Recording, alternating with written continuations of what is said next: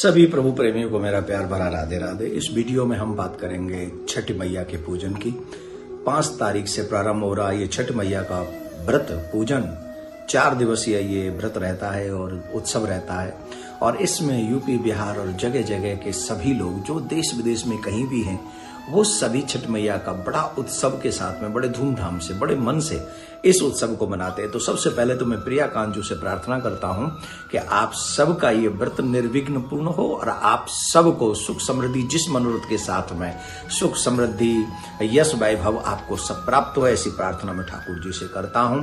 छठ मैया का मुख्यतः ये पर्व जो है वो है षष्ठी तिथि को मनाया जाता है। और इस 4 दिवसीय व्रत में पहले दिन नदी स्नान के बाद में जो नदी स्नान करते हैं उसकी शुरुआत नदी स्नान से होती है। और पहले दिन इसी नदी में स्नान करने के बाद भात और कद्दू की सब्जी खाई जाती है। दूसरे दिन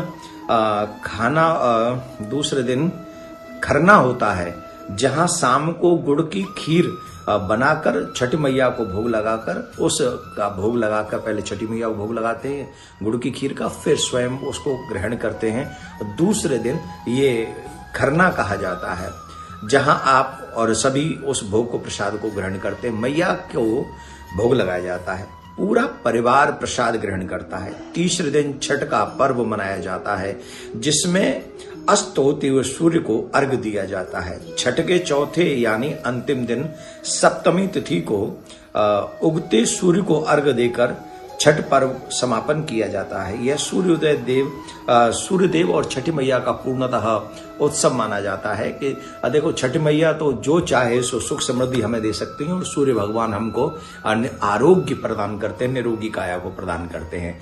तो मैं प्रिया कांजू से ये प्रार्थना करता हूं कि आपके परिवार का जो भी परिवारिक सदस्य हैं उन सबको आरोग्य प्राप्त हो, सुख समृद्धि प्राप्त हो, यश वैभव प्राप्त हो। दूसरी एक और बात, जितनी भी माताएं सुहागिन माताएं इस व्रत को करती हैं, भगवान उनको और उनके परिवार को दीर्घ आयु प्रदान करे। एक और निवेदन मैं आप सबसे कर रहा हूं, जितनी भी मैया व्रती हैं इस वीडियो को आप ध्यान से सुने।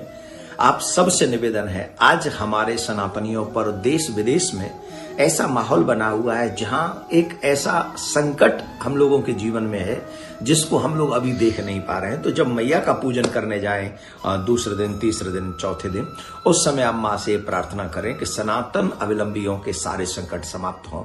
और इसी को ध्यान में रखते हुए 16 नवंबर को हम लोग दिल्ली में सनातन धर्म संसद कर रहे हैं। जब आप पूजन कर चुके हों, उसके बाद जब आप दिल्ली वापस आ चुके हों या दिल्ली में ही हों, तो आप सबसे मेरा एक आग्रह है, 16 तारीख को अपने परिवार की सुरक्षा के लिए, अपने संस्कारों की रक्षा के लिए, अपने अधिकारों के लिए और सनातन बोर्ड का निर्माण हो सके, कृष्ण जन्मभूमि का निर्माण हो सके, और जिन लोगों ने प्रसाद में मिलावट करके हमारा धर्म भ्रष्ट करने का प्रयास किया है उन लोगों को कठोर सजा हो सके, इसके लिए सच्चे सनातनी बनकर आप लोग दिल्ली में अवश्य पहुंचे, खजूरी खास में। ये मेरा निवेदन है। आप सबको छठी पर्व बहुत सुंदर हो, बहुत शुभकामनाएं छठी पर्व की। माता रानी आपके प्रत्येक मनोरथ को पूर्ण करें। राधे राधे।